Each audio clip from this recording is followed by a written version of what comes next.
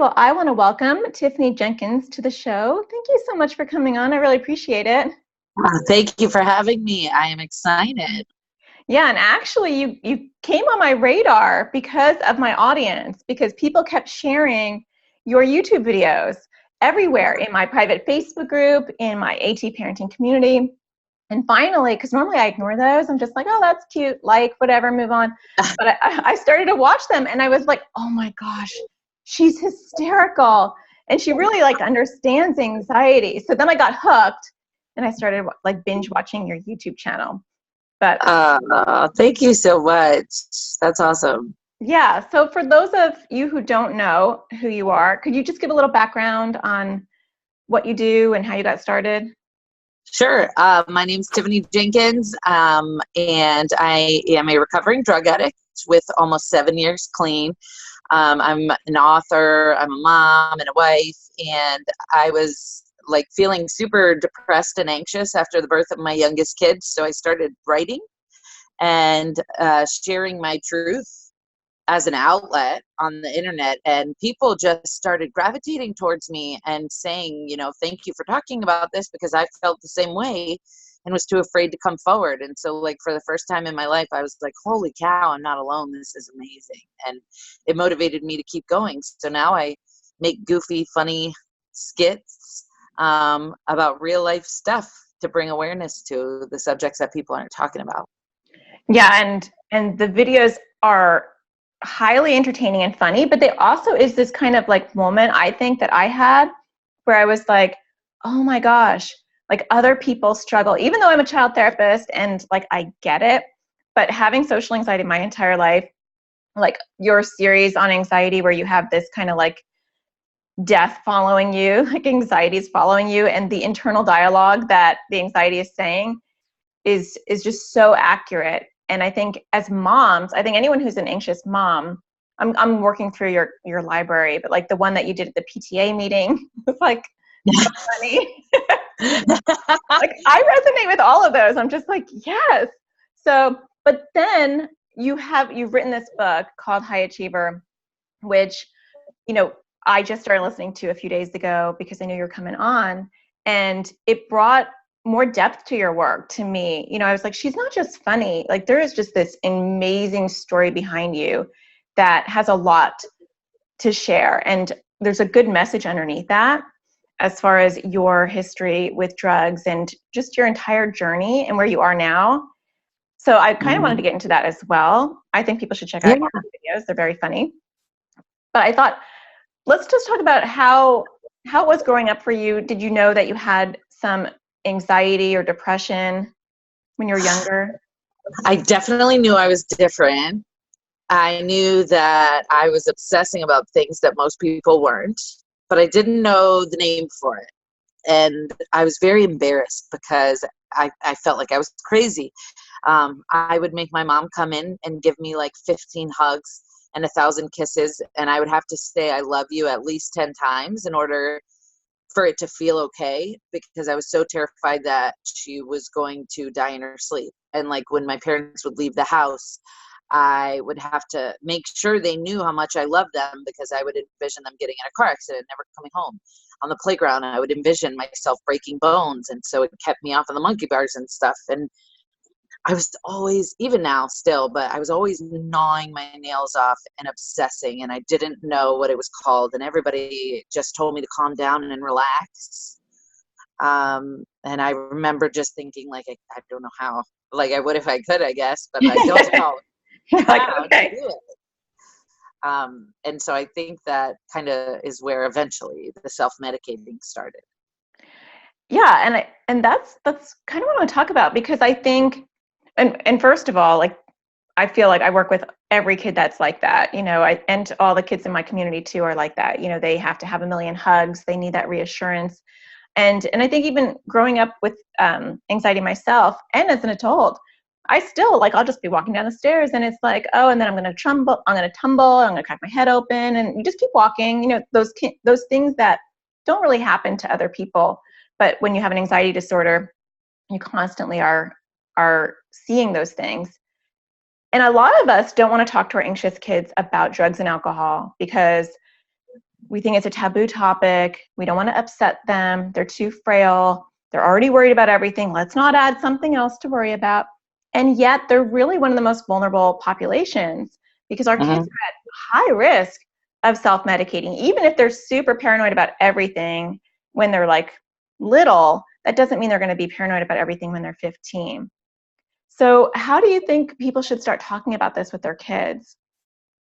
Well, I mean, I'm sure that it's different for anxious kids. I don't have a lot of experience in that area specifically, so I don't know. You know, it's easy for me to say what they should do, but I'm not sure how their individual kids would react, obviously. But what I can tell you is I go into high schools to talk about drugs and try to scare these kids with reality. And the schools always have a list of things I cannot say because they don't want to offend the parents or the students' sensibilities. And so I can't mention so many specific things that are crucial to my story that they're just sugarcoating it. And I think it's important that the kids know, like, hey man, whether it's now or a couple of years from now, you may feel tempted to try to smoke weed. You may feel tempted to try to numb it out with a pill. And it is going to work. Probably, but here's what it looks like when you play the tape all the way through. And I think just keeping an open dialogue with them about the dangers of it, and not in like a lectury parenty way, because kids always shut down when their parents try to talk at them. But you know, I love talking to kids, and I speak openly and honestly, and I'm like, this is what withdrawal feels like. This is what being in the suicide tank in jail feels like. This is what can happen if you're addicted. And so communication is huge. And again, like my son, I'm 99% sure that I've passed down my anxiety to him. He's about to be 5, and I see it. And I feel like my husband thinks that I'm perpetuating it by giving it attention. And he always says, like, he's not anxious. He's a kid. Quit saying that. You know, you're going to make him anxious. And I'm like, but I see so much of myself in him. And I'm terrified that I'm ruining him with all my fears and my illogical worries. Well, and it's just highly genetic. So I think it's almost a guarantee really that the odds of us birthing anxious kids are pretty high. But that doesn't mean that we have to have them grow up to be anxious adults. You know, like my kids, I have 3 kids, and they all have anxiety disorders because it's just genetically, they're doomed. But, you know, we can take our wisdom of what we know and help our kids through it. I think kind of I don't want to say always the dad, but I think a lot of times more the dad figure is just like, it's normal, just stop like projecting, we just have to like not tell them and they'll be fine. And that's really not the right approach. I mean, I think if we can validate their feelings and help them build their skills when they're little. Like the minute my kids come out of the womb, I'm like, let's talk about anxiety. Like, yeah, I know you're afraid to poop. Let's just talk about it. I know you're afraid to walk. Let's just talk about it. Because ow, sorry. I just realized the tag is still on my bra that I just bought. Sorry. It was tagged. Sorry. I often think about like how different my life would have been had I been able to put words to my emotions and had somebody there to listen and help me kind of navigate those waters. Would I have felt the need to turn to drugs? And I don't know. I feel like it would be a lot less likely if I felt like I had an adult that I could talk to or somebody who understood. And when I first started using drugs, I was actually captain of the cheerleading squad at the time. I was getting great grades. My stepfather was a police officer. We lived with a cop. Like, life was normal. And then I was given offered a sip of alcohol one night after a game. And it was my senior year. I was almost done. And I said yes. And the sip of alcohol made me feel nothing for the very first time. I wasn't anxious or worried. I didn't feel out of place. I didn't feel depressed. I felt nothing. And I loved that feeling. And I ended up dropping out of school 3 months later, just like that. Yeah.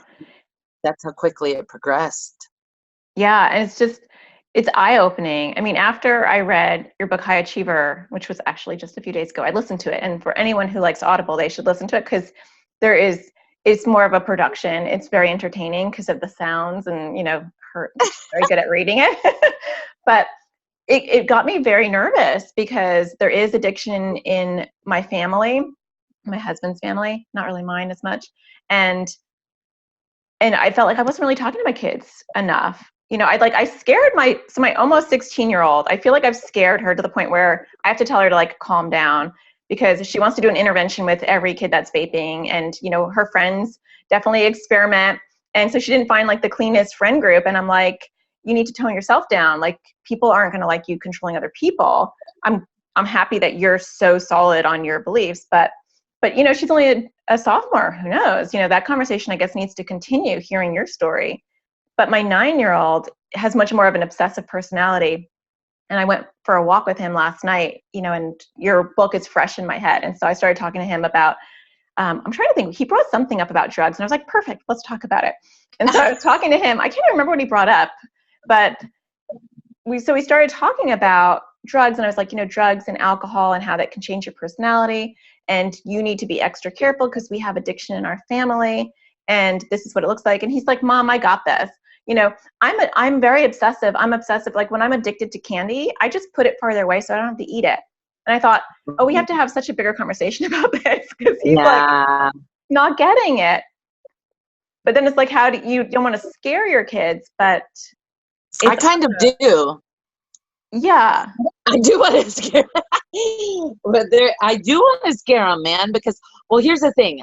I'm planning on telling my kids my story, but I don't want to do it in like if you do drugs, you'll end up, sleeping with your drug dealer like mommy. Like, I don't want to traumatize them, but I want to be like, look, this is what I went through and I made it out the other side. And so there's absolutely nothing that you can't do.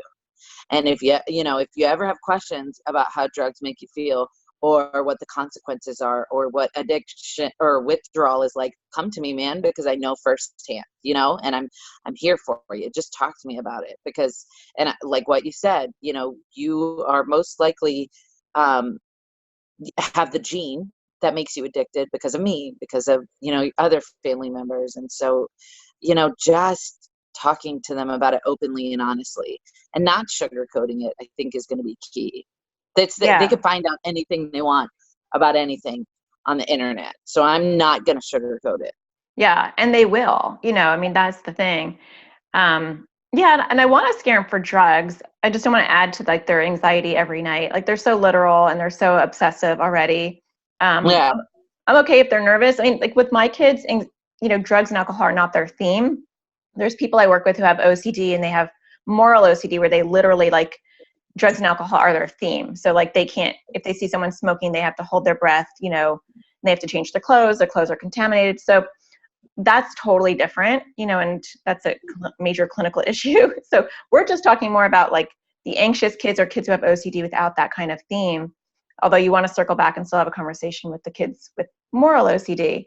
But that's what I mean too. My son's 5 and I have a daughter. Well, he's going to be 5 this week and I have a daughter who's 3 and I don't have any experience with raising an anxious kid. And so, it's easy for me to say what I'm going to do when they're older, but there's people listening probably right now who've been dealing with an anxious kid and been to therapy and know exactly what it's like, that know what's best for their child. And I'm sure that every kid is different and you approach it differently. But also as a parent, just educating yourself as well and keeping an eye out for the signs of self-medication is huge as well. And not being afraid to talk to your kid about it once you notice those signs. Like, yeah. And I think talk to me about it.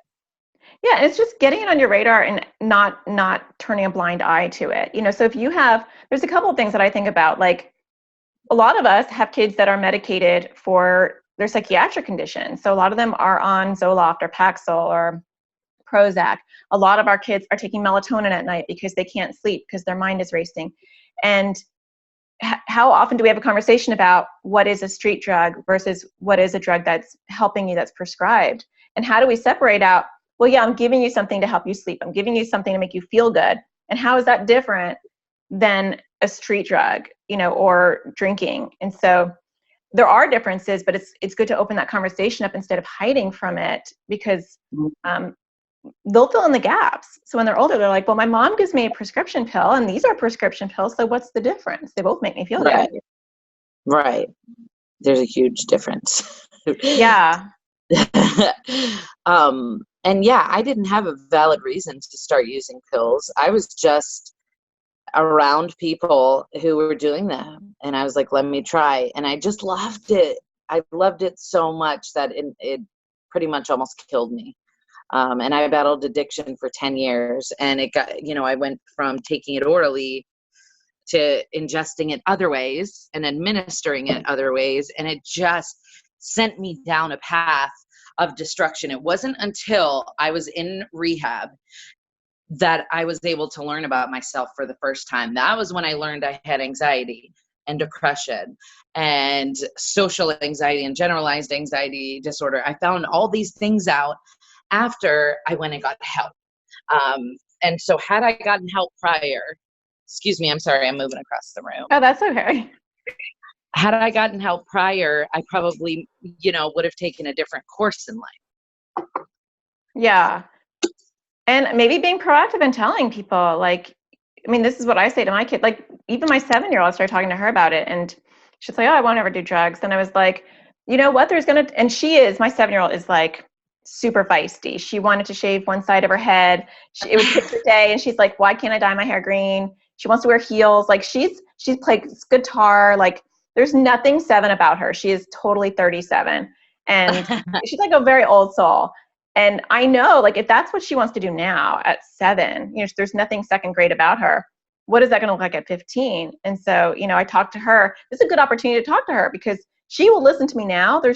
I have only a few years with her left before I am not cool and I don't know what I'm talking about. So yeah. Sometimes I'll say, you may think you don't want to do drugs now, but you probably will want to later. So let's talk about it now so that we can talk about why it's not really going to be a good choice for you and what can happen. So love that. It's hard because I think I know a lot of the parents I work with, they're like, oh my gosh, Natasha, we're dealing with so many other fears. Like, I don't want to add that to the mix. But yet, if you don't, like, we have a small window. Like, my 15-year-old thinks I'm just an idiot now and I can't talk to her, She's just like, whatever, mom. Like, I have no impression on her anymore. Like, it's done. The foundation is solid and like, I can't get through that crack. Luckily, it seems like it's okay, but she's pretty much like, roll your eyes when I talk kind of mom, like kid now. That's what happens. That's what you have to look forward to. I'm depressed just thinking about it. It's like you're pouring the concrete right now. So do you notice, this is a totally different topic, but do you notice, like, do you parent differently because of your own anxiety or because of your kids' anxiety? Yes, 100%. I do. We're not allowed to have any fun in this house because fun is dangerous. I am always, I'm sorry, somebody's knocking. I am always terrified constantly. So when I parent, I'm like a severe helicopter parent. I'm constantly watching them. Dinner time is a nightmare for me because I'm just watching them like a hawk, waiting for them to choke.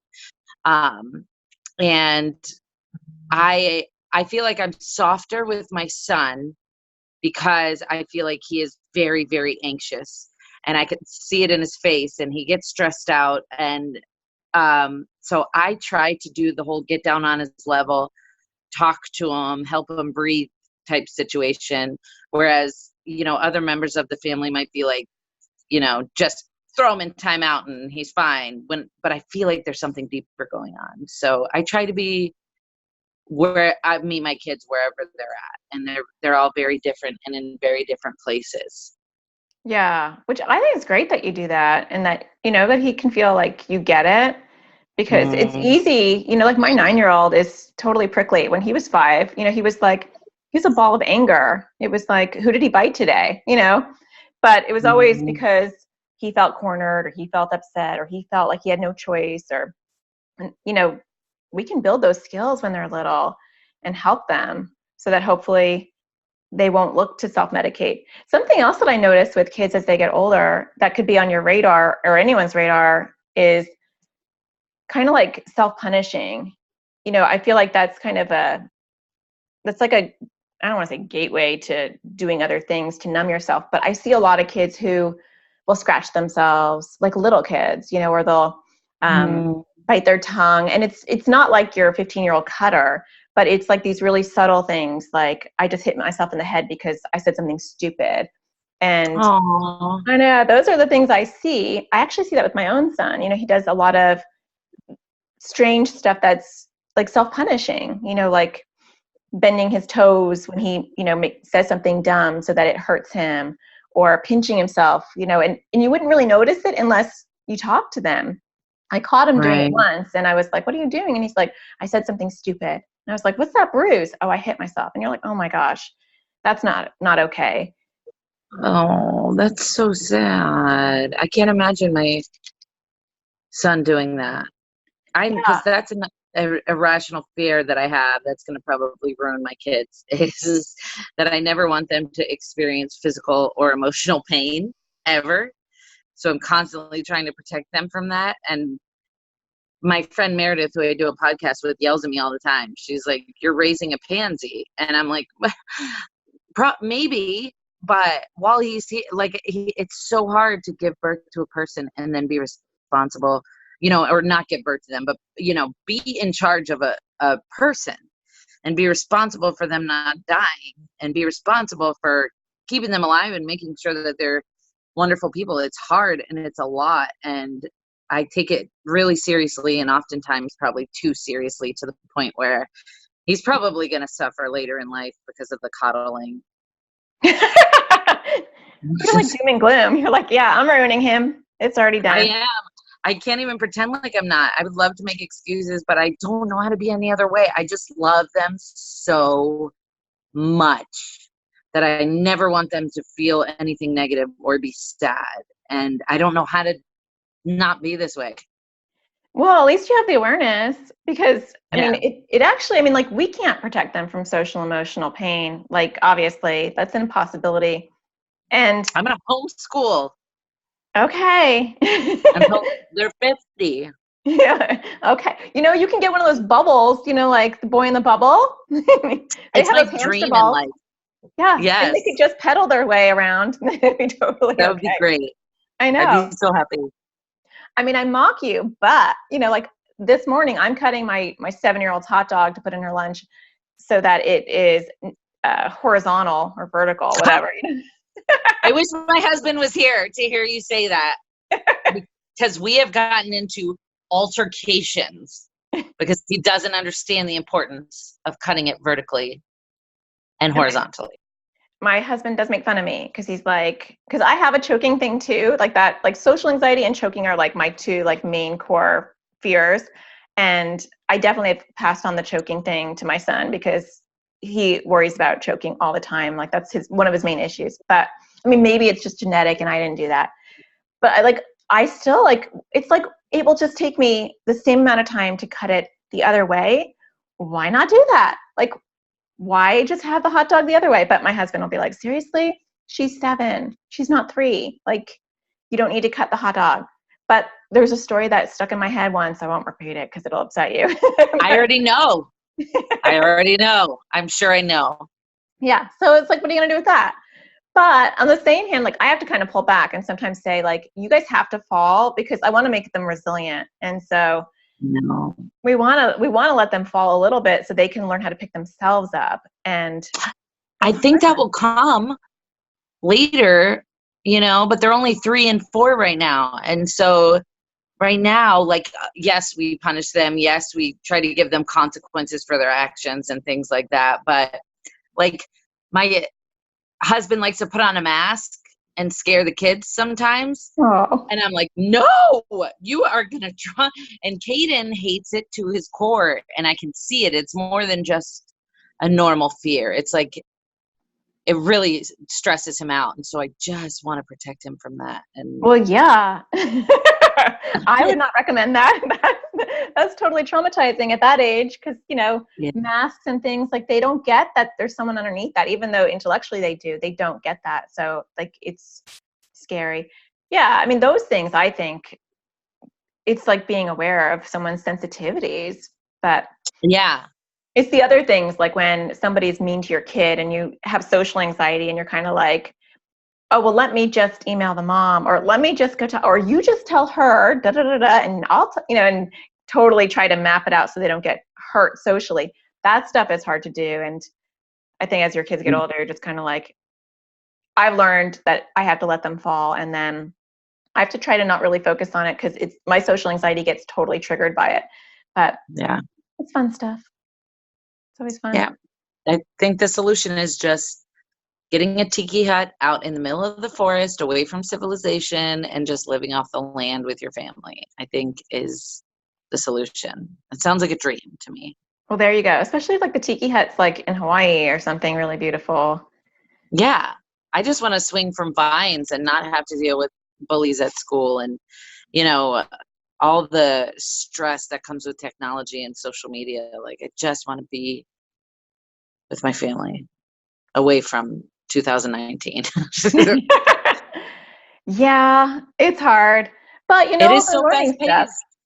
But it's like, no wonder everybody's anxious and depressed if you think about it. Like, we live in a world where you're being pumped full of so much information constantly, and you're just absorbing it and digesting it, and you're comparing yourself every other minute to what's going on around you. And you don't know what to believe. You don't know what's real. You see these news articles, kid dies in 2 feet of water, da da da. Baby flies out the window of a car because its car seat's not strapped, and all this chaos. And it just makes you so afraid and so anxious. And, I have to put my phone down and leave it home some days because I'm like, I just have to be present. I got a tattoo to remind me to be present. I It's a like bee that. with a little bow on it. Oh, I like that. Thank you. I'm always obsessing and just stressing about things that have happened and things that are going to happen, which I have no way to predict. Yeah, and I like that you're working on like just being in the now, because really that's how I cope too. I think you don't know. Like the things that I used to worry about when they were like 4 and 5 are like not on my radar anymore because that's past and they're fine. And now I'm worried about the next couple of years, but that'll be fine. And like I don't watch the news. I mean and maybe I'm ignorant. If there's something major No, happening, I don't either. I don't watch any news. I don't read any news. I don't have the news on in my house because we're a house full of anxious people. And so they're just going to like talk about the worst possible things that could have happened to you. So, and then even my like Facebook and social media feed is like all positive stuff. It's like people I follow are like just beautiful, like pictures or like uplifting things. And so there are ways to protect ourselves and teach our kids how to protect themselves from being bombarded with just horrible stuff day in and day out, because it'll just kill you. Watch your YouTube channel. It's hysterical. Thank you. That's my goal, is to make that kind of like a place where people go to escape all the negativity and the stress. And I found that by just being open and honest about where I'm at, I've been met with so much love and support. People are always, I think, so afraid of being judged and so ashamed of their emotions. And like the truth is, people out there are way cooler than we give them credit for. And there is such a beautiful thing about being honest. And it not only helps you, but it helps others realize that they're not alone as well. And so that's what I try to do on my channel. I let people know, like, I'm feeling a little crazy today. Or I don't know what I'm doing with this kid. And it makes life easier when you don't have to pretend. Yeah. And it comes across because you're just so authentic, like you're just so real on your channel. And then talking to you just before the interview, it's like, she's just the same way. Like some people I talk to and they're not. Like the minute you talk to them before the camera goes on, they're like totally different. And you're kind of like, really? Oh my gosh. Yeah. And it throws off my whole interview because I'm so thrown because I'm like such a genuine person that when they're like a different character before they come on, I'm just like, and then the camera, I hit record and they're like, hi, and I'm like, you weren't like that 5 minutes ago. Like Are you serious? Yeah. So it was like, I was like, oh, thank goodness she's the same off camera as on. Because that happens a lot. I can't believe, I'm really surprised about that. So they're not peppy and nice to you just in regular life, but then when you hit record and they know that they have to be on. Yeah. Cause they're like, they're on. Yeah. It's just, I guess there's people like that, but you're like totally genuine inside and out. And I think your YouTube videos, I think they're very empowering to anybody, but especially to moms too, because you're so real. I loved your bathing suit one when you're going to the beach, you know, and it's just like, why can't we all just be who we are and not have this facade about us? And you don't really see that a lot, I think, on social media or YouTube, where these families, you know, you're not really seeing that. I have to talk to my kids when they watch these families and say, and they're like, why can't we do that? Why can't we travel all over with a camera in Disneyland and open boxes all day? Let's unbox things. Like, I was like, that's not real life. You know, they stage that. Like, that might be 1 hour of their week. Like, that's not. I made a video about this. I was like, YouTube families, you need to chill out. Okay, because you're setting the bar very high, and my kids hate it here at my house now because we are not doing toy reviews and opening slime and spending the night on the roof challenge. Like, and I've noticed a shift on social media though.